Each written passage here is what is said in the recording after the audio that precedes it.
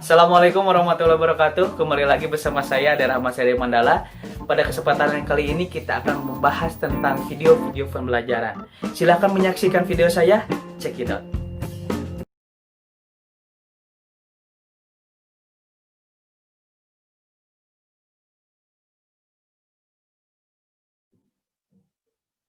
Ya, Assalamualaikum warahmatullahi wabarakatuh. Pada kesempatan kali ini kita akan membahas bagaimana fungsi bahasa dari berbagai sudut pandang. Jadi di sini kita akan membahas bagaimana bahasa ini dari berbagai sudut pandang, termasuk dalam pandangan bahasa taklim. Yang pertama, kita bahas dulu bagaimana fungsi bahasa ini sebagai ataupun secara tradisional. Ini dimulai sejak abad ke-5 sampai abad ke-15, dari tahun 500 sampai 1500 Masehi. Ini masih memandang fungsi bahasa ini sebagai sesuatu yang tradisional saja, ataupun kalangan tradisional dipakai oleh kaum bahasa.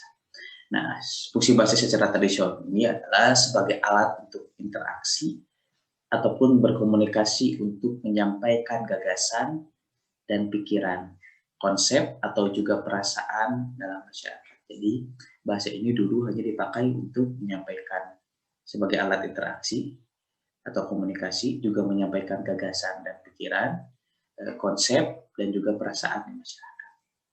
Artinya dengan bahasa ini mereka dapat menyampaikan perasaan dan pikiran dengan sempurna dan lengkap kepada orang. Jadi dengan bahasa ini mereka dapat menyampaikan perasaan dan pikirannya dengan sempurna dan lengkap kepada orang lain.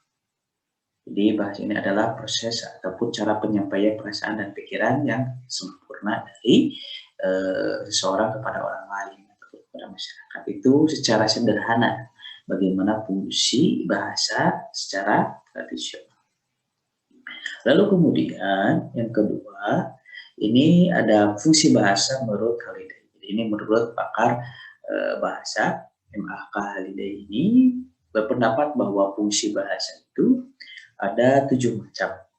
Yang pertama itu adalah fungsi instrumental. Nah, fungsi instrumental ini adalah untuk memperoleh sesuatu. Jadi Anda menggunakan bahasa itu untuk memperoleh sesuatu. Nah, ini namanya fungsi instrumental. Di Anda bahas itu untuk memperoleh misalnya informasi. Nah, itu namanya fungsi instrumental. Lalu yang kedua adalah fungsi regulatori. Nah, fungsi regulatori itu adalah fungsi untuk mengontrol orang lain. Jadi bahasa itu adalah untuk mengontrol orang lain. Misalnya Anda menggunakan bahasa untuk kamu diam. Itu kan bagaimana fungsi itu mengontrol orang lain, bagaimana orang lain itu terkontrol. Lalu yang ketiga ada yang dinamakan dengan fungsi interaksional. Ini kalau fungsi interaksional itu adalah untuk menciptakan interaksi dengan orang lain. Kalau tadi kita berinteraksi dengan orang lain, misalnya menggunakan bahasa, itu fungsinya adalah untuk berinteraksi dengan orang lain. Lalu yang keempat itu adalah fungsi personal.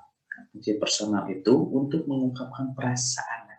Nah, kalau tadi fungsi untuk mengungkapkan perasaan dan makna ini dinamakan sebagai fungsi personal. Jadi fungsinya itu hanya personal saja.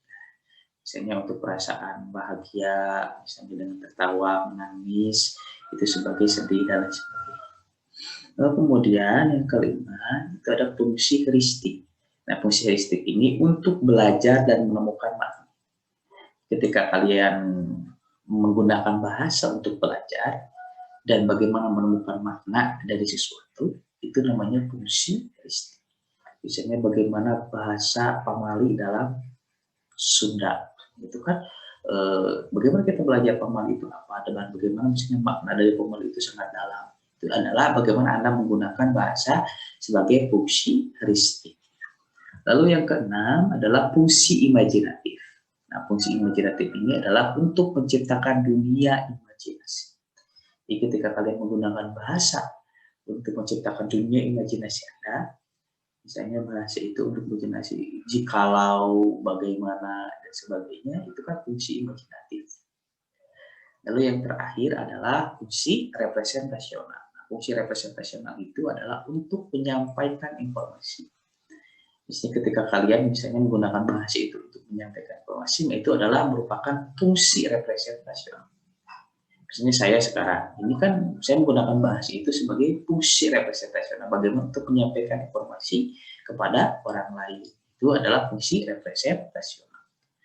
Lalu kemudian fungsi bahasa ini juga ada menurut Goris Kerap. Ini Goris Kerap dan tadi Halida ini adalah kedua pakar bahasa.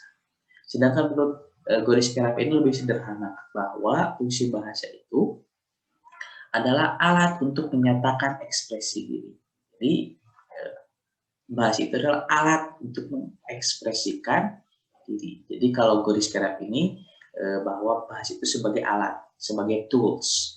Yang pertama, alatnya ini adalah untuk menyatakan ekspresi diri. Misalnya ada itu bahagia, sedih, senang, misalnya dan sebagainya, itu adalah bentuk ekspresi diri. Itu dapat dikeluarkan lewat bahasa, baik itu bahasa lisan maupun tulisan.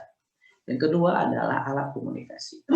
Seperti kita yang mengobrol dan sebagainya, itu adalah alat komunikasi. Lalu yang ketiga adalah alat integrasi. Integrasi adalah bagaimana mengintegralkan sesuatu. Lalu yang kedua adalah adaptasi sosial. Bagaimana Anda beradaptasi dengan sosial. Bagaimana Anda nantinya bergaul dengan sosial. Itu adalah fungsi bahasa.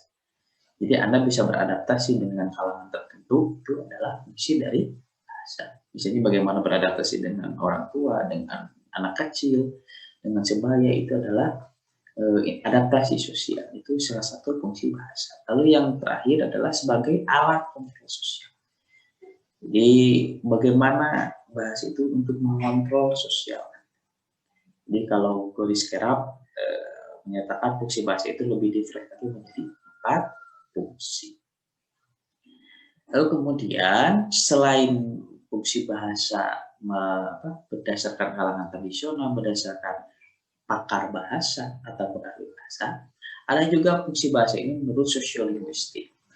Menurut sosiolinguistik, setidaknya ada 5 fungsi dari bahasa. Yang pertama adalah fungsi ekspresi. Jadi bahasa itu sebagai ekspresi tadi bisa berbentuknya ini adalah body language atau bahasa tubuh. Misalnya senyum menandakan senang, misalnya cemberut menandakan sedih. Lalu yang kedua adalah fungsi informasi.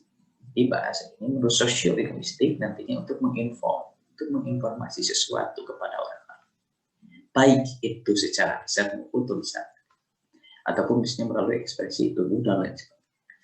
Lalu yang ketiga itu adalah fungsi eksplorasi. Yang ketiga ini adalah bagaimana bahasa itu untuk mengeksplorasi sesuatu. Ini ketika Anda tadi saya menyatakan kata pemalu itu kan kalau dieksplor itu kata pemalu itu sangat luas maknanya. Pemalu itu bisa misalnya larangan, pemalu itu misalnya sesuatu hal yang sakral, ataupun pemalu itu sesuatu yang tidak boleh dilanggar. Jadi satu kata saja bisa berbagai macam hal yang kita bisa eksplorasi lebih dalam. Lalu yang keempat itu sebagai fungsi persuasi. Yang keempat ini bagaimana bahasa itu bisa dijadikan sebagai bentuk persuasi, ajakan kepada orang lain untuk mengikuti kita. Nah, lalu yang terakhir, fungsi bahasa itu menurut sosiolinguistik ini adalah sebagai fungsi entertainment. Jadi bahasa itu bukan melulu ekspresi, informasi, ekspresi, persuasi, dan eksplorasi, tapi juga untuk menghibur. Makanya ada misalnya bahasa dalam bentuk komedi. Komedi pun bermacam-macam, ada stand up dan sebagainya. Itu adalah salah satu fungsi bahasa sebagai entertainment, sebagai hiburan. Lalu yang terakhir, bagaimana fungsi bahasa dakwah? Nah, kalau bahasa dakwah untuk dai ini, yang pertama itu adalah secara sederhana itu untuknya fungsinya itu untuk pemersatu. Jadi ketika kita sekarang dipecah belah melalui sekte, melalui aliran, melalui kepercayaan, maka fungsi bahasa dakwah ini untuk kita sebagai dai itu adalah bagaimana untuk pemersatu. Pemersatu bangsa, pemersatu umat, dan sebagainya. Jadi kemarin ketika ada kasus Presiden Perancis yang tadi mendukung penghina ataupun penista agama di negaranya, mendukung orang yang membuat karikatur Nabi Muhammad, itu kan kita semua masyarakat ataupun umat Islam di seluruh dunia, baik itu di Timur Tengah, baik itu di Indonesia, di Malaysia, baik itu di Afrika, di Eropa sekalipun itu adalah bersatu untuk memboikot misalnya negara Prancis. Itu kan jadi bagaimana bahasa dakwah itu adalah untuk fungsinya itu sebagai fungsi pemersatu. Ya tadi bahasa yang disampaikan misalnya Immanuel Macron itu bahasa yang menyinggung perasaan, maka itu membuat semua orang bersatu bisa jadi. Itu salah satu contohnya. Lalu yang kedua adalah fungsi pemberi kekhasan. Jadi bagaimana bahasa dakwah itu harusnya memberikan Anda suatu hal yang khas. Ya, misalnya ketika Anda mendengar Kiai Jujun, Anda sudah dengar walaupun Anda belum lihat. Oh ini Kiai Jujun yang ceramah. Itu kan bagaimana bahasa dakwah itu sebagai fungsinya itu memberi kekhasan bagi seseorang ataupun bagi untuk dai. Misalnya kalian gini MJ itu Assalamualaikum, itu kan bisa terlihat dari suaranya saja tanpa melihat orang. Lalu yang ketiga ini adalah fungsi pembawa kedua bawaan. Jadi bagaimana bahasa dakwah itu sebagai salah satu fungsinya itu untuk membawa kewibawaan bagi Anda untuk Anda. Jadi bagaimana berwibawa di hadapan umat ataupun di hadapan masyarakat. Lalu yang terakhir adalah kerangka acuan bagi pemakaian bahasa dengan adanya norma dan kaidah yang jelas. Jadi bagaimana bahasa dakwah ini bisa atau bahasa tabligh ini bisa menjadi kerangka acuan bagi pemakaian bahasa. Jadi nantinya menjadi kerangka acuan bagi para dai dalam pemakaian bahasa. Jadi dengan adanya bahasa dakwah ini, adanya norma dan kaidah yang jelas dalam bahasa dakwah kepada dai. Jadi ada norma dan kaidah yang jelas dalam misalnya pemakaian bahasa untuk para. Nah, dari saya cukupkan sekian. Alhamdulillah, mari kita akhiri dengan Astagfirullah wa fatul qarib wa basyirin mu'minin. Wassalamualaikum warahmatullahi wabarakatuh.